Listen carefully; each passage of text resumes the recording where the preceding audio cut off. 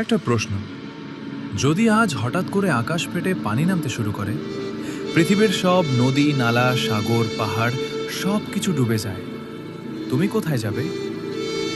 হাজার হাজার বছর আগে একজন মানুষ ছিলেন, যিনি এই ভয়ঙ্কর ঘটনার আগেই মানুষকে সতর্ক করেছিলেন, কিন্তু কেউ তার কথা বিশ্বাস করেনি। তিনি ছিলেন হযরত নূহ আলাইহিসসালাম। আর তার কাহিনী শুধু একটি গল্প নয়, এটি মানব ইতিহাসের সবচেয়ে ভয়ঙ্কর সতর্কবার্তা। হযরত নূহ আলাইহিসসালাম ইসলামের অন্যতম মহান নবী। তাঁকে আল্লাহ পাঠিয়েছিলেন এমন এক জাতির কাছে যারা আল্লাহকে ভুলে গিয়েছিল, মূর্তি পূজায় লিপ্ত হয়ে পড়েছিল আর সত্যকে উপহাস করত। তিনি ৯৫০ বছর ধরে মানুষকে দাওয়াত দিয়েছেন, দিনে রাতে গোপনে প্রকাশ্যে, কিন্তু খুব অল্প কিছু মানুষই তাঁর ডাকে সাড়া দিয়েছিল।